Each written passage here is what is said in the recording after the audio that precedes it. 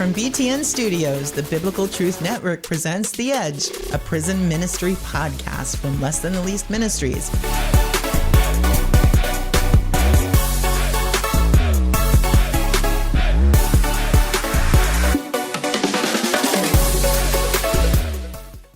Well, hello, everybody. I'm Bill, and that is not Stephanie. That is Dr. Kevin Hrebik. Stephanie is in Virginia, still with her family. I don't know when you're going to be watching this, but she'll be back tomorrow, September 10th, which is her birthday. And Kevin was in the studio today, so we thought we would talk a little bit. Dr. Hrebik, welcome to The Edge, first of all. Thank you so much. And I really appreciate you, Bill. I appreciate you having me, recording all these podcasts, and it's just been a great joy. Well, the joy has been all ours, and I look forward to hearing from more of you out there about the difference this is making in your lives. You know, some people have written us, and it is really rewarding to hear how it is impacting you positively. And some have had some questions, though. Like we had one person write and say, "Hey, I'm done," and gee, we haven't even uploaded all the episodes yet. So it's hard to be done, but maybe you went through the whole book. I don't know. That's possible. Yeah, it's possible.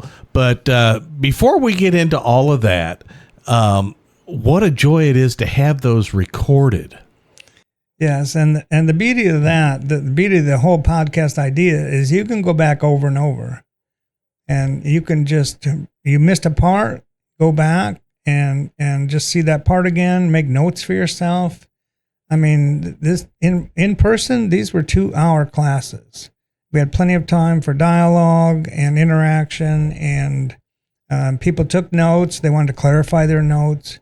So don't feel like you have to speed through it. Yeah, you know, that was another piece of feedback that we got from somebody. They said, gee, I wish that we had a group here to work through this and to talk about it.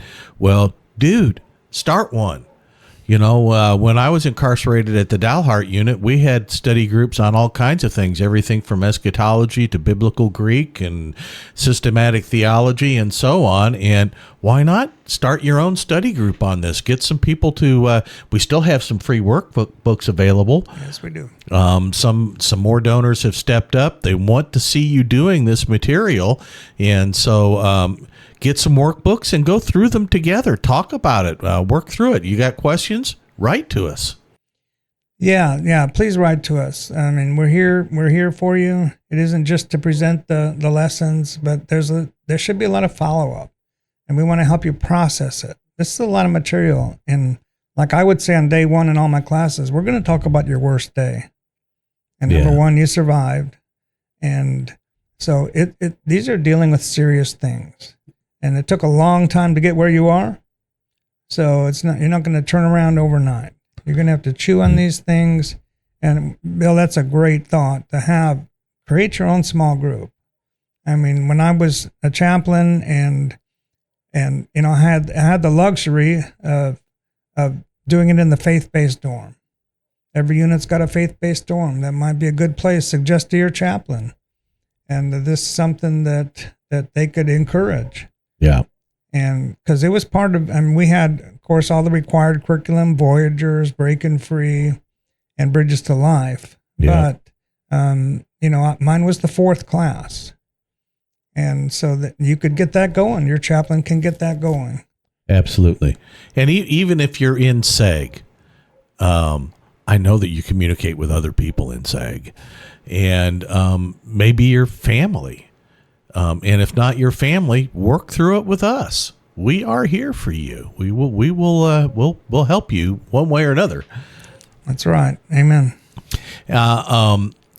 One of the other things I wanted to talk about before we get into things like the survey and all that, we've been talking with someone who's interested in adding another element to this study. Her name is Lauren Jones, and we met her. She's on the board of directors of the Recovery Gathering, and we're maybe going to put together a little workshop, huh? Yeah, we're talking about that. You know, I brought my experience and you know, chaplaincy training into my class. Focus on studying family systems. Focus on emotional scars. But Lauren brings a new piece. She's a counselor. She doesn't like to call herself a psychologist, but she brings that whole piece to it, the whole brain part, and as an expert.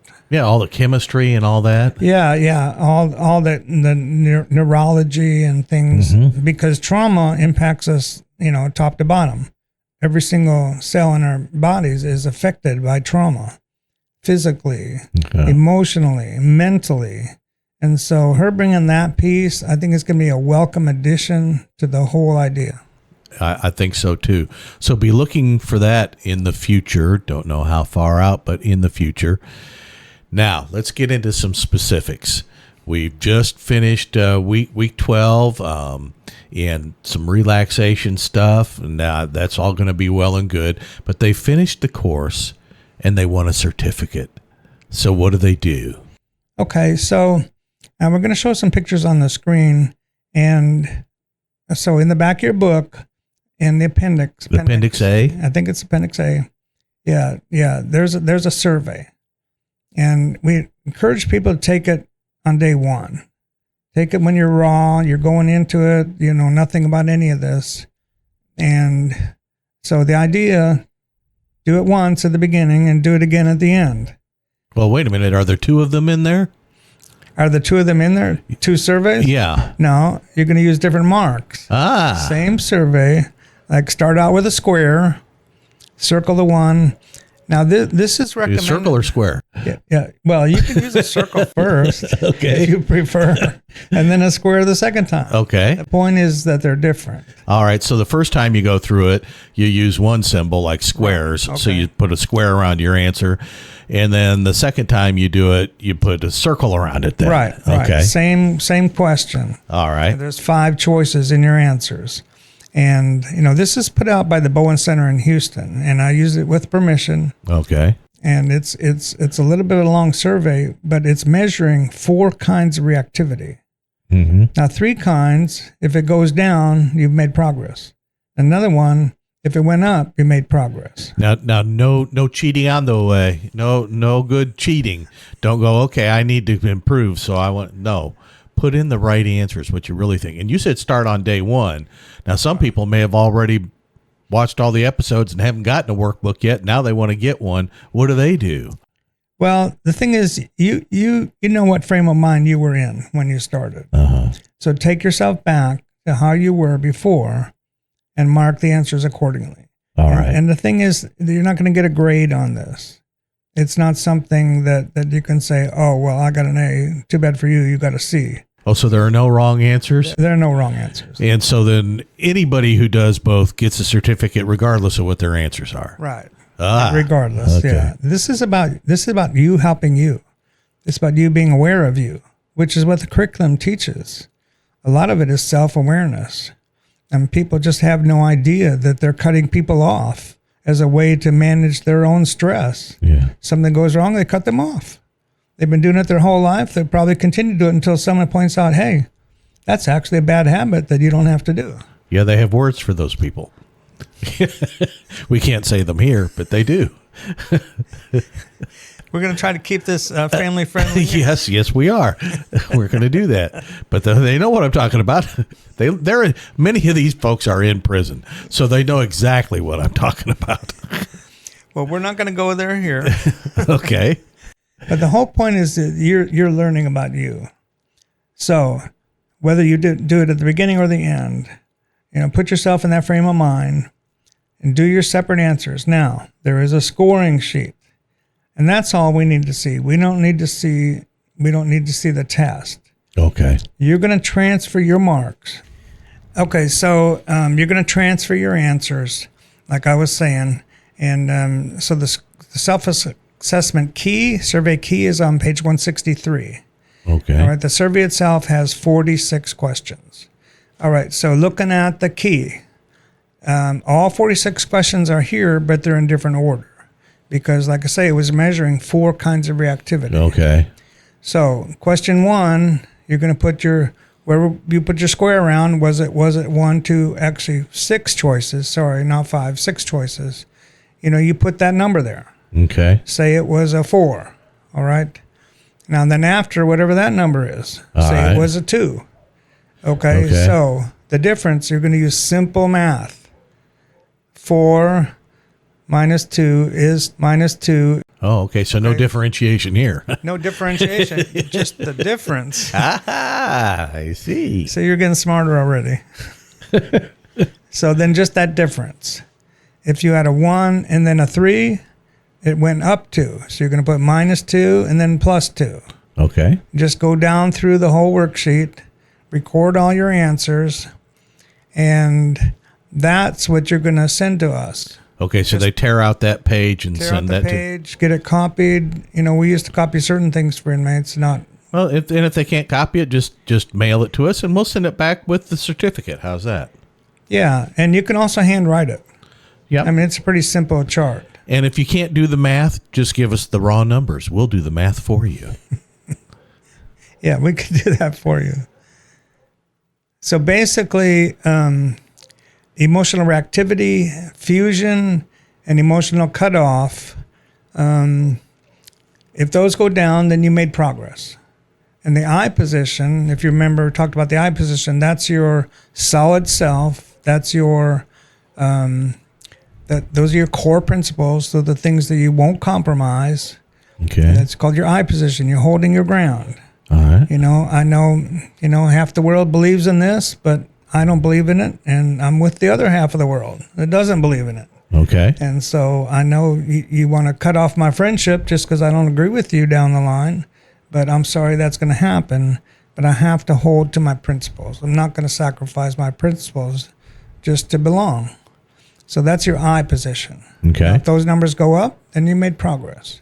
And again, it's all about, your own knowledge, your own awareness. So you can fudge it so that you come out on top, but what have you gained? Isn't it more important to learn where you still need to work? Sure. If you person who tends to fuse, and that doesn't just have to be with intimate partners. There are people who just fuse to everybody they meet, and they're all in. They're 100% in. I have to know everything you're thinking every second of every day. Don't leave anything out. And they just fuse with people, and that is very unhealthy. Let me ask you a question then here. It seems to me that then really one of the key objectives of this isn't necessarily or isn't just that you've made progress, but it helps you identify where progress is needed. Yes, and show you where you did improve and also where you need to improve. And that's something you can just address head on. Go back through the curriculum again. See if there's something you missed. I talk about fusion quite a bit. I talk about reactivity quite a bit. Each one of these aspects is discussed thoroughly. So it's easy kind of, too much information coming in and you kind of grab some of it and not others. Go back and review. And there may be other materials that focus in on particular aspects where we need a little growth, and you might write and ask about that. We can maybe point you in a direction to help you find some other stuff to help you to grow a little bit, because it's all about being better people when we get out than we were when we got in. And let's face it, if we're expecting the state to do that, it ain't going to happen. The only one who can change you is you. Yeah. And the thing is, I was a student once, this material. I took it in seminary, and I didn't know anything about it coming in. But now I devoted my whole project my whole doctoral dissertation to it. And then I spent the next, 13 years teaching it to inmates, and I'm still going. So, and there's an inmate, used to be at Plain State, and she is now in a halfway house, and she is teaching it to her fellow residents. They have Awesome. 4 houses, and she's the first inmate to be doing that. And she was a student, brand new at one time, first time taking it, and she really loved the material. She ended up staying as a mentor in the faith-based dorm, and she's the only one who was mentored 3 times. And there are a lot of field ministers out there in Texas. That's right, yes. And I know they have them in other states or something similar. This would be material that would be great for you to get your hands on and help in changing the culture within the prison environment. Absolutely. And the general subject is emotional scars, but that includes the whole gamut of damage. Some of it's self-inflicted. Sure. Addiction. Yeah. I mean, 3/4 of inmates are addicts. Yeah. And are dealing with some form of it. Yeah. And so you're going around talking to people. Well, this addresses that. Yes, it does. What was your role? We talk about that a lot. Like the cat in the window scaring away the birds. Yeah. Yes. What was your role? You brought something to the table in every relationship. And what was your role? Did that relationship go south? It's not all the other person's fault. It never is. You reminded me of something that I thought of with that cat in the window thing. I have a video of my dog Blue. She was barking at a dog on TV and jumping up at the TV, and that dog that was on TV was jumping up at a TV, barking at a dog on TV. Right? And isn't that the way the trauma works? Yes. Right? We're dogs barking at a dog on TV that's barking at a dog on TV. Right? It's generational in a way, but not a generational curse. Right. Yeah. Yeah. Curses stopped when Jesus hung on a tree. Yeah. Yeah. New Testament, New Covenant. These are learned behaviors. Learned behaviors, and we trigger each other. Yeah. If you've been an alcoholic and I've been an alcoholic, well, we're going to have certain triggers. And if we spend too much time together and alcohol's around, we know how to talk ourselves into going back down that road. Yeah. So, go ahead, Bill. My train just ran away. Woo-hoo! Well, I think we're kind of coming to an end to it anyway. And this will be a segment. I'm doing another hodgepodge. I'm going to get that up here in the next few days. I was on a Zoom call with J. Dan Gum and Forgiven Felons and a bunch of people from all over the country and doing shout outs. And so I'll put that one in here. And I've got some other stuff. So we'll go ahead and call it a wrap here. But we want to encourage you, if you have not gotten the workbook yet, because you think, well, it was only 100, write and ask. We'll find some way to get you a workbook if we can, if at all humanly possible. And we have people willing to help us out. So right now, and ask your families to get involved and get their workbooks too. Yeah, I think that's important. Like I said, in my class, I had women calling home, talking to their sister, talking to their mother, and trying to share the material over the phone. And, we talked about triangling today and things like that. And because they realize it's so important. Well, and when you're on the same page and you're talking the same lingo, yes. And especially if it's a generational thing, yes. I'm a dog barking at a dog on TV. Even if I stop barking, that other dog's still barking when I get out and go home, right? So it helps. The relationship contains all that history. Yeah. And if you don't do something different, guess what? Nothing's going to change. That's a fact. So you get some new information, you get some new awareness, and you start practicing these things. These are actually tools you can use. And step your way out of that emotional chaos. Amen. Because a lot of it comes from emotion. Now, Lauren's going to bring in the mental aspect, but, as you feel, that's how you think. And how you think, that's how you act. And so you feel some kind of way, and guess what? You're going to do some kind of thing. Absolutely. All right. Well, thank you, Dr. Kevin Hrebik. Absolutely. We appreciate you, and we appreciate when Jesus meets your scars, and he doesn't just meet them, he heals them. Amen to that. Amen. Yes. So God bless you all. We enjoyed spending this time with you, and we'll see you next time right here on The Edge. Bye-bye.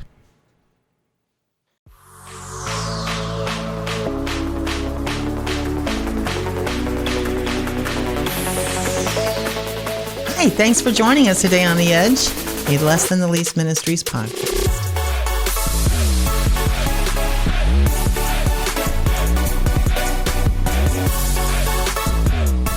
We'll see you next time right here on The Edge.